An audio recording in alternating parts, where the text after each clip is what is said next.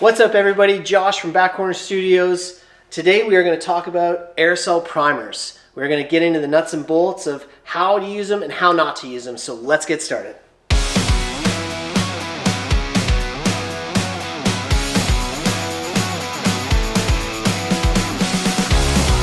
Okay guys, aerosol primers. Let's get into this. Acid etch primers, high build primers, 2K primers, 1K primers. That is a lot to kind of stare on a shelf and go, what do I use?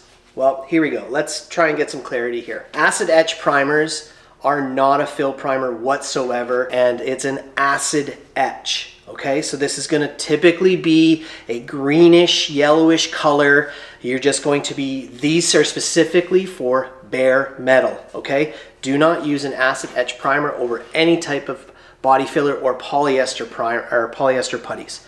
They are not meant for that. Okay, if you're using an acid etch primer in an aerosol can before primer, just those bare metal spots that you see, so you're just going to be hitting them that little bit. That is what you want to use with an acid etch primer. Okay, now you're going to see some other ones that are called etch primer. Okay, an etch primer is going to be more of a gray color, and it might come in different shades of gray. Okay, this one, and typically they are 1K, so there's no activator in them.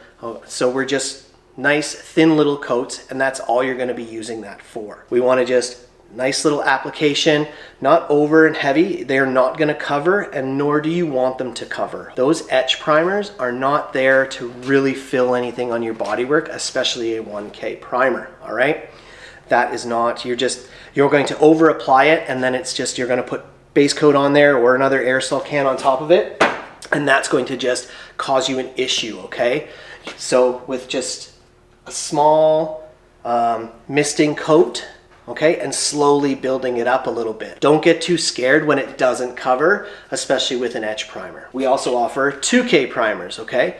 So this is an activated catalyzed product. So these ones are gonna have a little red ball or stopper, like puck thing in the top that you're going to pull off, and you're going to push down. By pushing down, that's going to release an activator. And then now that's gonna start catalyzing. These 2K primers are similar to some of the primers that we're going to mix here in the shop and spray through a gun.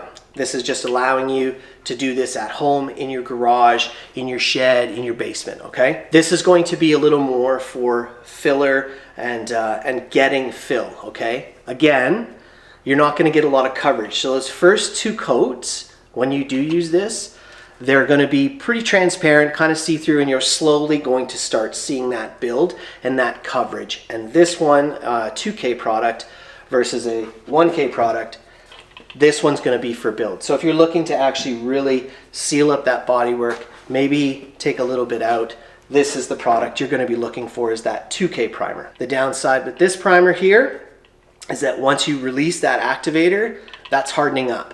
So you now actually have a time frame for that. That is going to dry up within, a couple of hours, okay? So just be aware of that. If you're looking to just do something here and there in your shop and just have something there on the counter, your 1K product is what's gonna best suit that application. That's gonna sit there, never get hard until that air hits it when you use it.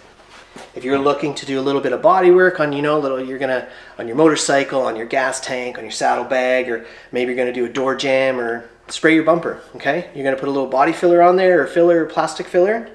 This is gonna be your product, okay? But you're gonna have everything set up and ready to go so that when you do release that activator, you're going to apply that, and then that's going to dry up, and then you're not going to come back, because you're not going to be able to come back the next day and utilize that. Okay, that's the biggest thing with aerosol primers that I can really sort of lead, so that you're buying the right thing. We've got an acid etch primer that's just good for bare metal, no body filler or anything. Okay, there is a 1K etch primer, which is good for just sort of kind of sealing things up and applying a base coat or sealer over top of that. And then you have your 2K high build or epoxy primer. Some of them will say high build, some of them will say epoxy. And if it says epoxy, it's an epoxy-based 2K primer. If it doesn't, then it's typically a urethane primer. So just kind of look for that. But that's going to be more for your actual home repair and how you're doing it. And then we have other things like adhesion promoter when we're getting into, I refer to, you know, repairing your bumper or whatever. If you have any raw plastic, you're going to want to put an adhesion promoter on it, which comes out of an aerosol as well. All right, guys, hit up some of the other videos. If you have any questions on aerosols too, drop a comment or a question down in the video or in the comment section, okay?